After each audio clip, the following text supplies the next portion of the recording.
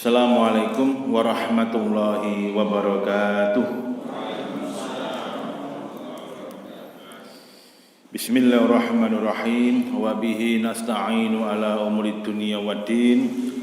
Wassalatu wassalamu ala asrafil anbiya'i wal mursalin Sayyidina wa habibina wa maulana Muhammadin sallallahu alaihi wasallam wa ala alihi wa ashabihi wa man tabi'ahum bi ihsanin ila yaumiddin. Asyhadu an la ilaha illallah wahdahu la syarikalah wa asyhadu anna Muhammadan abduhu la nabiyya ba'dah wa la rasula ba'dah. Faqala ta'ala fi kitabil karim wa astaqul qailin a'udzu billahi minasyaitonir rajim. Bismillahirrahmanirrahim.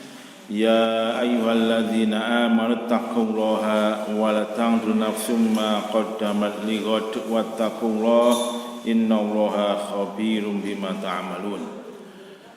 Hadirin muhtaramin jamaah Masjid Al-Hidayah rahimakumullah. Monggo yang pertama selalu kita tidak bosan-bosannya mengucapkan syukur kepada Allah Subhanahu wa taala. Begitu banyak nikmat dan karunia-Nya kita rasakan bersama-sama. Hingga hari ini insyaallah sedaya mawon tansah pinaringan wilujeng sehat wal afiah. Mudah-mudahan paling kemudahan Allah Subhanahu wa taala untuk bisa istiqomah bil iman wal Islam ngantos husnul khotimah. Allahumma amin. Selawat wa salam selalu tujukan kepada junjungan kita Nabiullah Muhammad sallallahu alaihi wasallam. Ya. Mudah-mudahan kita bisa mengikuti perintah beliau bahwa sebaik-baik sholat adalah fi awali waktiha, ya, di awal waktu dan berjamaah. Mugi-mugi kita termasuk ahlu sunnah wal jamaah, ya, ahli sholat berjamaah dan ahli sholat sunnah. Alhamdulillah. Ya. Baik, rahimahullah, hari ini kita akan mengkaji masalah salah satu dari dampak dosa kezaliman, yaitu kebangkrutan kita kelak fi yaumil qiyamah, ya. Maka temanya adalah orang-orang yang bangkrut kelak di hari kiamat.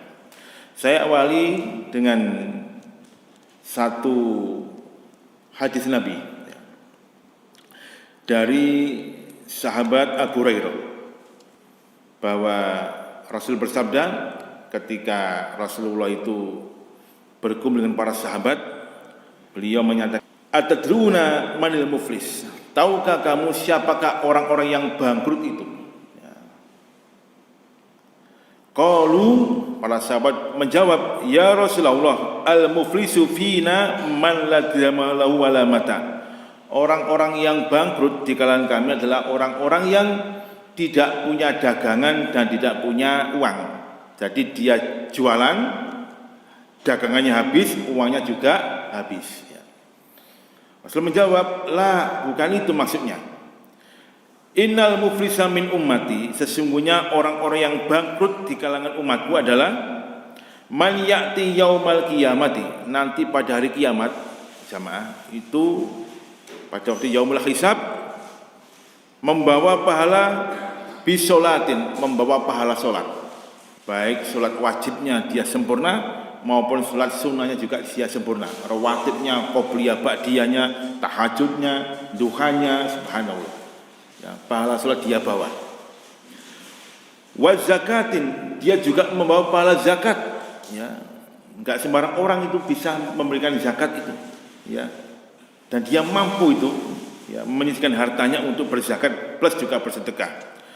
Wa siyamin, dia juga membawa pahala puasa, baik puasa Ramadan dia bawa, puasa sunnahnya bulan Syawal 6 hari juga dia bawa, ya, Senin Kemisnya juga dia bawa, Ayyamul Bid juga dia bawa, ya. Jadi puasa sunnah dia kerjakan. Wa hajjin, dan dia juga membawa pahala haji dan juga tentu umrohnya. Hatta ma baina wa bainal jannah ila dhira, seolah-olah antara dia dengan surga tinggal selangkah lagi. Subhanallah, ya. Ini pahalanya banyak sekali. Ya, banyak sekali. Dia pede, ya, pasti masih surga. Jika Rasul katakan seolah-olah antara dia dengan surga tinggal selangkah. Tetapi di sisi lain kata Rasulullah, fayati, dia juga membawa pahala yang lain. Waqad syatama hadza wa akhadha mala hadza wa qazafa hadza wa daraba hadza wa safaka dama hadza. Tapi di sisi lain dia juga membawa pahala kejelekan-kejelekan dengan teman dan kerabatnya. Ya. Wa qad syatama hadza, dia pernah mencaci maki orang ini. Ya, ngenyek, menyinggung perasaannya, ya. Atau qazafa hadza, pernah menuduh tuduhan palsu orang lain, menfitnahnya, ya. Atau akhadha mala hadza, dia pernah mengambil harta orang lain tanpa haknya. Hutang enggak nyaur misalkan, apen-apen lali. Nah, ngoten. Saiki lak ngoten lah. Hutang iku nek ngerapek ngerayune Masya Allah sampai nangis geru-geru utang. Engko ditagih malah sing ditegih malah diseneni, ya. Kemudian wa daraba hadza, dia pernah memukul orang ini. Wa safaka dama hadza, dia juga pernah menumpahkan orang lain. Jadi jamaah rahimakumullah, di sisi lain dia ini hebat dalam beribadah, ya, kepada Allah Subhanahu wa taala dengan begitu banyak pahala yang dia dapatkan, tapi di sisi lain dia juga cacat dengan sesama Bani Adam, dengan kerabatnya. Nah, ketika kakinya akan melangkah menuju ke surga, datang seorang perempuan, ya, rondo, ya. Apa? Rondo, ya. Menghadap Allah Subhanahu wa taala, ya Rabb, innahu qad qazafa alayya. Gusti Allah, dia dulu pernah menuduhku dengan tuduhan palsu. Ya mungkin gara-gara dijak rabi gak gelem, ya. Tapi diwayo gak gelem, akhirnya difitnah macam-macam, dituduh dengan tuduhan palsu. Sehingga saya malu dari masyarakat karena tuduhan palsu dia itu. Qazaf, tuduhan palsu. Maka apa yang kamu minta katanya? Ya saya minta keadilan hari ini. Apa keadilannya? Ya, tuduhan palsu yang dia lakukan di dunia, ya, engkau balas ya Allah dengan cara mengambil pahala kebaikan yang dia peroleh itu untuk menutupi kesalahan yang dia lakukan pada saya. Nah, hati-hati jamaah. Hati-hati kita jangan sampai suka menuduh orang lain, apalagi menuduh orang beriman. Masya Allah, dosa besar itu. Ya, orang beriman ini diberikan garansi oleh Allah, ya, dengan luar biasa. Sehingga jangan sampai kita ini menuduh orang beriman, ya, dengan tuduhan palsu.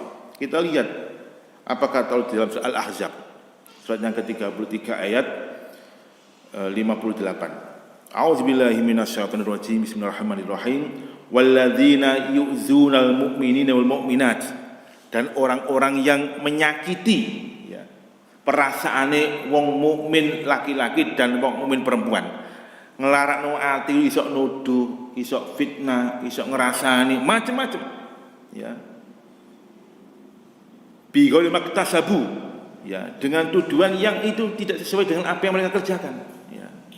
Tidak benar tuduhannya itu, tidak benar fitnahnya itu ngelarakno ati. Faqad tahmalu buhtanan wa ism mubinan, sungguh dia telah membuat sebuah kedustaan yang sangat besar dan dosa yang sangat nyata.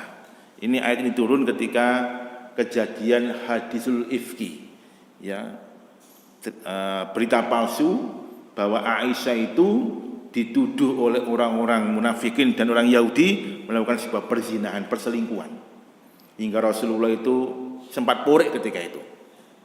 Karena tuduhannya sangat luar biasa dan sangat masif, ya. Dan memang ketika itu Aisyah sedang, ya, karena ketinggalan rombongan. Aisyah kan orangnya kecil, ya, dia naik keranda, ya, nggak tahu kalau Aisyah itu sedang keluar, diangkat keranda nggak ada isinya, dan Aisyah sendirian. Juga ada sahabat Nabi yang namanya itu saya lupa. Jadi di Rasulullah itu kalau ada safar, itu ada satu orang yang dia itu nyisiri, ya, yang kali-kali disisiri. Nah, ternyata ketika disisiri ada Ummul Mukminat, yaitu Aisyah radhiyallahu anha. Nah, akhirnya ya pulang, mereka berdua pulang. Nah, orang-orang munafikin, orang Yahudi itu goreng berita ini bahwa Aisyah melakukan perselingkuhan. Ya, Rasul sempat porek, sempat gak mau ngomong dengan Aisyah, hingga kemudian turunlah firman Allah, ya, tentang ini di surah Al-Ahzab itu, termasuk ayat ini, Ya. Jadi kita jangan sampai menuduh tuduhan palsu kepada orang mukmin dan orang mukminat. Ya, hati-hati. Ya. Faqad tamalu buhtanan wa isman mubina. Sungguh mereka telah membuat sebuah kebohongan dan dosa yang sangat besar.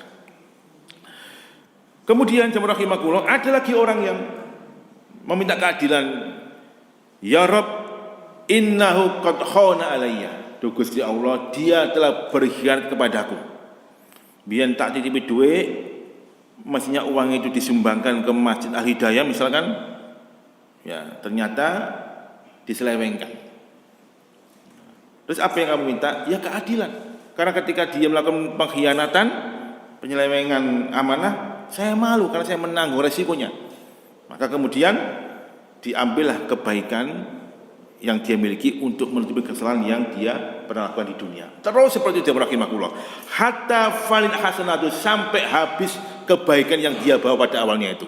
Subhanallah, punya banyak kebaikan, ya. Ternyata sampai habis kebaikannya itu karena diambil oleh orang-orang yang dizalimi. Hati-hati. Masih saja ada orang yang minta keadilan. Ya. Bayangkan jamaah, ya dengan umpamane dikasih uang 1 bulan 4M, kongkon ngentekno, iso enggak sampean? Hah? Wong panganane kur sego jagung ya iso ngentekno, ya. Kok jagung wak klothok ya iso ngentekno. Nah, ini ada orang yang dikasih gaji 4M 1 bulan sik nggarong 1000 triliun. Wis bagaimana mempertanggungjawabkan kelak dari Allah Subhanahu wa taala? Ya. Jadi kemudian datanglah orang-orang yang mengatakan, ya Rabb, innahu qad safaka dama. Duh Gusti Allah, dia dulu pernah menumpahkan darah orang lain. Terus apa yang dia minta? Ya minta keadilan. Sudah habis kebaikannya itu. Sudah habis kebaikannya. Diambil yang pertama-pertama tadi itu. Terus bagaimana? Ya saya punya banyak dosa. Engkau ambil ya Allah untuk menutupi kesalahan yang telah dilakukan dulu di dunia. Summa fayukhadzulaha sumatulika alaihi. Diambillah dosa-dosanya itu untuk dilempar kepada orang tersebut, sumatulika finar, kemudian orang itu dilempar ke api neraka. Ini orang-orang yang bangkrut jamaah rahimakumullah. Hadis riwayat Imam Muslim dan At-Tirmidzi. Nah, makanya hati-hati. Inilah maksud firman Allah di dalam surat Ali Imran, surat yang ke-3 ayat 117. Duribat alimul zillatu aina ma suqifu illa bihablin minallah wa hablin minan nas. Jadi manusia itu akan ditimpa satu kehinaan. Jamaah, kita ini hina jamaah. Jadi pada dasarnya kita ini hina. Enggak ada apa-apanya kita ini jamaah rahimakumullah. Enggak punya apa-apa. Maka kuncinya adalah illa bihablin minallah wa hablin minan nas. Kecuali kita ini membuat hubungan yang harmonis antara kita dan Allah Subhanahu wa taala dengan ibadah-ibadah itu, dan yang kedua hubungan yang baik dengan sesama manusia. Nah itu jamaah. Nah, maka kemudian di hadis yang lain Rasul mewanti-wanti kita juga. Man kanat indau muslimatun li akhihi, barang siapa yang mempunyai kezoliman kepada saudaranya, min ardin, baik kehormatannya, pinjamannya, ausain atau segala sesuatu, fal yatahallahu yauma, hendaknya hari ini segera diselesaikan. Diselesaikan, diminta dihalalkan, atau minta maaf dan sebagainya. Intinya jangan sampai timbul sesuatu yang tidak nyaman dengan saudara kita. Min qabli alla yakuna dinar wal dirham, sebelum nanti sing jenenge dinar dan dirham enggak berlaku lagi. Ya. Maka kata Rasul, in kana lahu amal sholihun, kalau dinar dirham enggak berlaku lagi, tinggal amal soleh kita. In kana lahu amal sholihun, kalau dia punya amal soleh, ukhiza minhu, maka diambillah darinya bi qadri mazlumati, sesuai dengan kezaliman yang dia lakukan itu. Fa ilam yakun lahu hasanatun, kalau dia enggak punya kebaikan sama sekali, entek kebaikannya, kalau diambil tadi itu, ukhiza min sayyiati sahibihi fa hamal alaih, maka diambillah dosa-dosa saudaranya itu dan diberikan kepada si fulan tadi.